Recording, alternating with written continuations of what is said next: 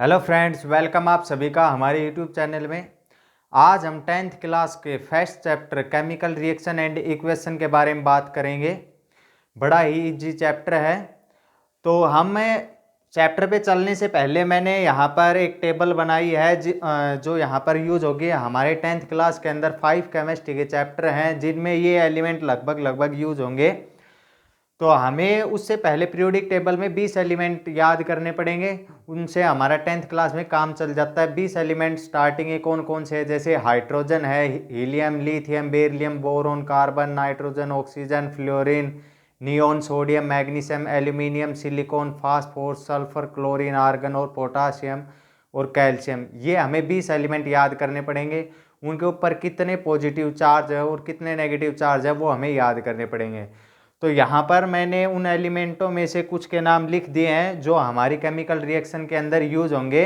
आप यहाँ से उनका स्क्रीनशॉट भी ले सकते हैं। जैसे मैंने यहाँ पे लिखा है अमोनिया। अमोनिया का जो सिंबल होता है यहाँ पर लिखेंगे NH3 जिस पर एक पॉजिटिव चार्ज होता है, अमोनियम NH4 जिस पे एक पॉजिटिव चार्ज होता है, और सोडियम एक पॉजिटिव चार्ज, मैग्नीशियम ये 2 positive charge, aluminium 3 positive charge, chlorine एक नेगेटिव, पोटाशियम एक पॉजिटिव, कैल्शियम 2 पॉजिटिव, बेरियम 2 पॉजिटिव, कॉपर 2 पॉजिटिव, लेड Pb जिसका सिंबल है 2 पॉजिटिव, जिंक पर भी 2 पॉजिटिव, मरकरी 2 पॉजिटिव। तो इस प्रकार से मैंने यहाँ पर सिंबल लिखे हैं। यहाँ पर मैंने 2-3 एसिड लिखे हैं। एक सल्फ्यूरिक एसिड जिसका फॉर्मूला H2SO4 होता है, नाइट्रिक एसिड HNO3 होता है, और ये सल्फेट SO4 2 नेगेटिव, और सल्फाइट SO3 2 नेगेटिव, हाइड्रोक्लोरिक यहाँ पर HCl मैंने लिखा है। यहाँ पर मैंने आयरन लिखा है जिस पर 2 पॉजिटिव भी हैं और 3 पॉजिटिव भी हैं। यहाँ पर आपको सस्पेंस नहीं होना, मैंने यहाँ पर प्लस प्लस लिखा है। इसका मीनिंग क्या है कि यहाँ पर यही बात है कि 2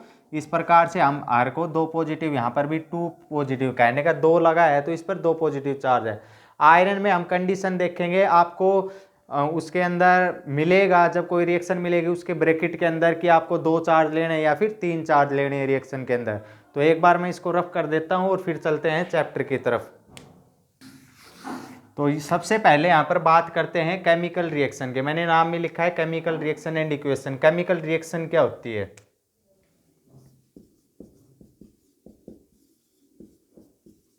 नाम से ही आ रहा है कि केमिकल रिएक्शन कोई रासायनिक प्रक्रिया कि किसी सब्सटेंस का दूसरे सब्सटेंस के अंदर चेंज हो जाना और वो कंप्लीटली डिफरेंट होता है उसकी ओरिजिनल प्रॉपर्टी से। तो इसकी जो डेफिनेशन होगी केमिकल रिएक्शन की वो क्या होगी? द ट्रांसफॉर्मेशन ऑफ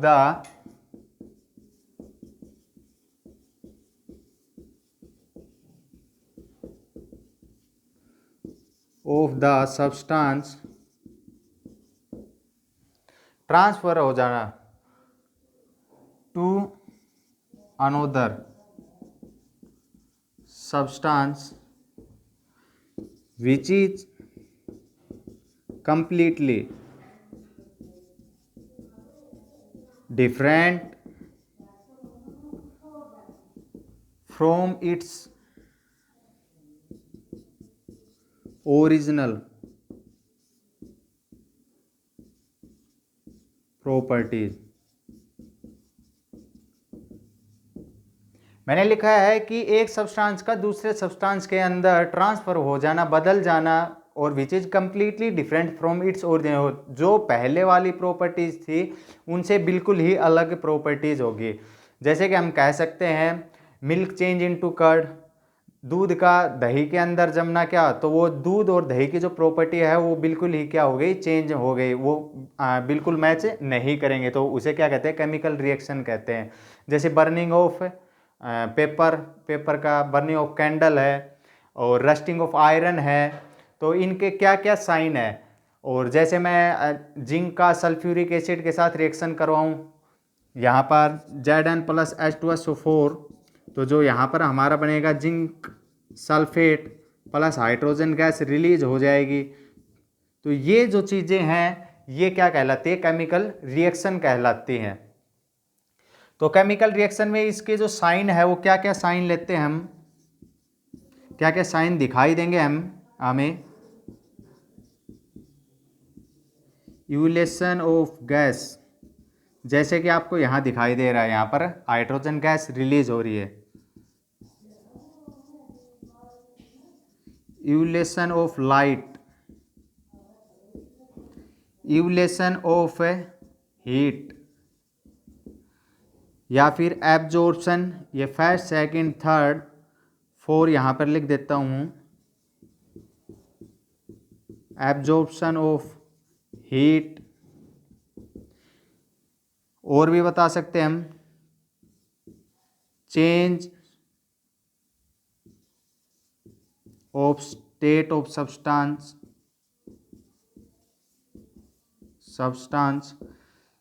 एक स्टेट से दूसरे स्टेट के अंदर, कहने का मतलब उसके अंदर चेंज हो जाना, किसी सब्सटेंस का दूसरी फॉर्म के अंदर चेंज हो जाना, ये क्या कहलाते हैं हमारे। और हम और क्या लिख सकते हैं, चेंज ऑफ सब्सटेंस हो गया, चेंज ऑफ कलर हो गया,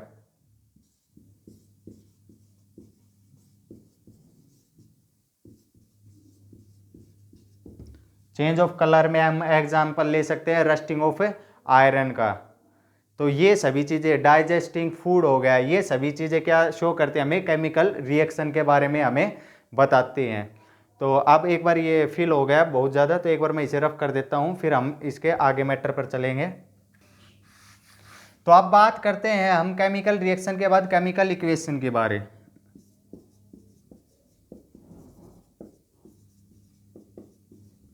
केमिकल इक्वेशन क्या चीज़ होती है। केमिकल रिएक्शन को जैसे कि हमने बताया, तो वो जो लैंग्वेज हो जाती है किसी चीज़ को डिफाइन करने के, बताने के बारे में, तो वो बहुत ज़्यादा लंबा हो जाता है। तो इसके लिए मैथमेटिकली हम क्या कर लेते हैं, इक्वेशन यूज कर लेते हैं। जैसे कि मैं यहाँ पर लिख देता हूँ, केमिकल इक्वेशन एक्चुअल में होती क्या है कि representation of the substance with its symbol, किसी सब्सटेंस को उसके सिंबल के द्वारा रिप्रेजेंट करना ही क्या कहलाता है, केमिकल इक्वेशन कहलाता है। जैसे a प्लस बी हो गया, और a प्लस बी क्या होता है, ए बी। तो ये क्या हो गए, उनके सिंबल हो गए, सिंबल्स हो गए, और यहाँ पर क्या हो गया, वो सब्सटेंस फॉर्म हो गया। तो यहाँ पर मैं डेफिनेशन लिख देता हूँ।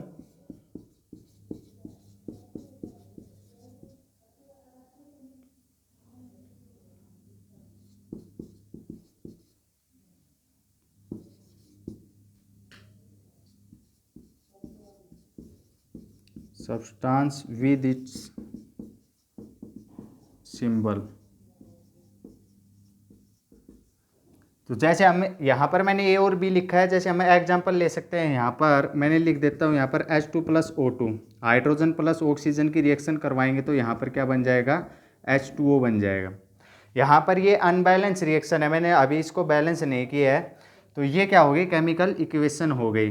केमिकल इक्वेशन में जो आपके लेफ्ट साइड दिखाई दे रहे हैं, ये आपके रिएक्टेंट होते हैं,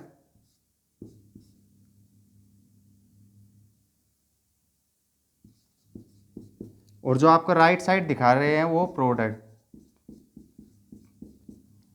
यहाँ पर रिएक्टेंट हो जाएंगे।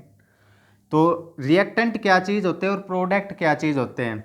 जो केमिकल रिएक्शन से पहले भाग लेते हैं, दो substance which are participate before chemical reaction, जो केमिकल रिएक्शन से पहले भाग लेते हैं उन्हें हम रिएक्टेंट कहते हैं, और केमिकल रिएक्शन होने के बाद जो सब्सटेंस बनता है उसे हम क्या कहते हैं, प्रोडक्ट कहते हैं। यहाँ पर मैंने बताया ये जो है आपकी अनबैलेंस रिएक्शन है, क्योंकि जो सब्सटेंस बना है according to law of conservation of reaction, आपने 9th क्लास में पढ़ा था कि जो conservation law of conservation of mass क्या होता है, total number of atom present होते हैं बोथ साइड, उसे लॉ ऑफ कंजर्वेशन, या फिर हम ऐसे कह सकते हैं neither mass is neither be created और nor be destroyed, it can be change one form to another form, उसे लॉ ऑफ कंजर्वेशन ऑफ मास कहते हैं। तो उसके हिसाब से जहाँ पर जितने एटम यहाँ पर प्रेजेंट है उतने ही एटम क्या होने चाहिए, इधर प्रेजेंट होने चाहिए, तब ये इनका मास क्या होगा, कंप्लीट होगा। तो यहाँ पर मैं बात कर रहा था ये जो रिएक्शन है ये आपकी अनबैलेंस रिएक्शन है। तो अनबैलेंस रिएक्शन और बैलेंस रिएक्शन क्या होती है, बैलेंस और अनबैलेंस रिएक्शन, ये आपकी total number of atom not present into the reactant and total number of atom not present into the product, वो क्या कहलाती है, आपकी अनबैलेंस रिएक्शन या फिर स्केलेटन रिएक्शन, कंकाली अभिक्रिया कहलाती है। बैलेंस रिएक्शन वो कहलाती है कि जब मैं इसको बैलेंस कर दूंगा, यहाँ पर आपके जो हाइड्रोजन एटम 2 है और ऑक्सीजन के भी 2 है, अगर मैं यहाँ पर इसको 2 से मल्टीप्लाई कर देता हूँ तो ऑक्सीजन के कितने हो गए, 2 हो गए, हाइड्रोजन के 4 हो गए, तो यहाँ पर मैं इसको 2 से फिर मल्टीप्लाई कर देता हूँ। अब हाइड्रोजन के एटम 4 हो गए और ऑक्सीजन के भी एटम कितने हो गए, 2 हो गए, और यहाँ ऑक्सीजन के 2, हाइड्रोजन के 2, तो ये रिएक्शन क्या हो गई, बैलेंस रिएक्शन हो गई। तो मैंने बैलेंस रिएक्शन, अनबैलेंस रिएक्शन और स्केलेटल के बारे में बताया। स्केलेटल और अनबैलेंस रिएक्शन क्या होती है, सेम होती है, और बैलेंस रिएक्शन की बात हमने यहाँ पर की। तो अब बात करते हैं आगे कि केमिकल जो रिएक्शन होती है वो कितने टाइप्स की होती है, उसके बारे में बात करते हैं। इसको एक बार मैं रफ कर देता हूँ। Types of chemical reaction.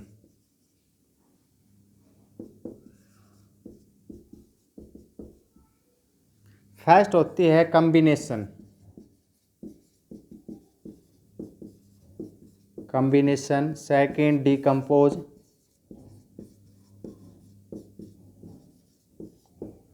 Combination reaction, decompose reaction, displacement,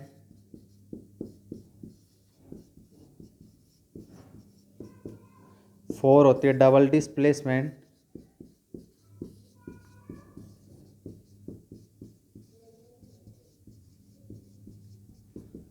fifth होती है प्रेसिपिटेशन,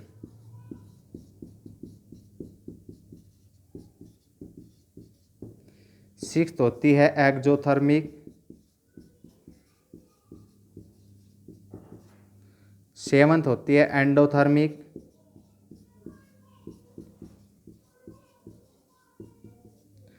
और फिर एट्थ में हम बोलेंगे रिडॉक्स रिएक्शन। और रिडॉक्स रिएक्शन के दो पार्ट होते हैं, ऑक्सीडेशन और सेकंड होता है रिडक्शन।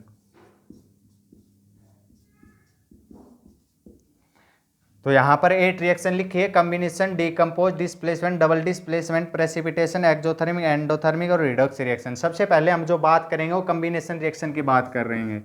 कॉम्बिनेशन से पहले स्पष्ट हो रहा है किसी चीज़ को कंबाइन करना, कि we can combine 1 and 2 more elements या कंपाउंड्स। एलिमेंट्स की बात हो रही है या कंपाउंड, ये हमारे क्या है, हाइड्रोजन है, हाइड्रोजन एक एलिमेंट है, H2 ये मॉलिक्यूल हो गया। और कंपाउंड की बात करें तो CO2, यहाँ पर ये एक कार्बन का एटम है और यहाँ पर 2 ऑक्सीजन का एटम है। तो 1 and more atom are combined to each other then they form combination reaction। तो उससे क्या बनेगी, हमारी कॉम्बिनेशन रिएक्शन बनेगी। जैसे कि मैंने यहाँ पर क्या लिखा, C+O2 क्या बन गया, हमारा कार्बन डाइऑक्साइड गैस बन गई।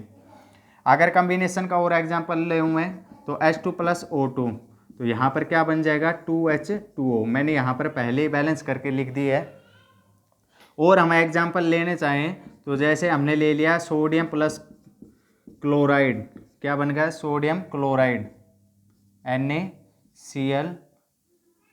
यहाँ पर आप सभी को पता है सोडियम पर एक चार्ज होता है और क्लोरीन पे कितने चार्ज होते हैं, एक। ये यहाँ पर 2 क्यों लिखा जाता है, क्योंकि ये यहाँ पर क्या है, मोलिकुलर के रूप में है। तो यहाँ पर हम इसको बैलेंस करेंगे तो सोडियम क्या है, यहाँ पर एक एटम, इसको मैं इससे 2 से मल्टीप्लाई कर देता हूँ और इधर भी 2 से, तो सोडियम के भी 2 एटम हो गए और यहाँ सोडियम के 2 एटम और क्लोरीन के तो क्लोरीन के 2।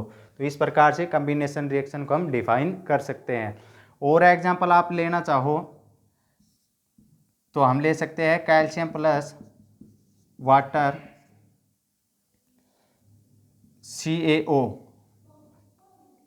और वाटर, तो ये बन जाएगा प्रॉपर्टी के हिसाब से कैल्शियम हाइड्रोक्साइड। तो ये क्या हो गए, हमारे कॉम्बिनेशन रिएक्शन के एग्जाम्पल हो गए। अब डिकम्पोज रिएक्शन क्या होती है कि ए सिंगल सब्सटेंस आर, अब मैं दूसरी रिएक्शन की बात कर रहा हूँ कि एक single substance are decompose into 2 और मोर कंपाउंड्स, एलिमेंट्स या मॉलिक्यूल्स के अंदर। अब मैं इसी कार्बन डाइऑक्साइड को अगर ब्रेक डाउन कर देता हूँ तो वो क्या बन जाती है, डिकम्पोज रिएक्शन बन जाती है, इसकी अपोजिट रिएक्शन बन जाती है। जैसे CO2 को डिकम्पोज करूँगा तो C+O2 बन जाएगा, ठीक है। वाटर है, वाटर को डिकम्पोज करता हूँ तो क्या बन जाता है, H2+O2 बन जाता है।